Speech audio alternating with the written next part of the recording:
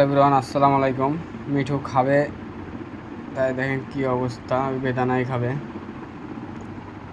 দুইটা আছে বেদানা খাবে, ওদেরকে বেদানাগুলো দেবো আমি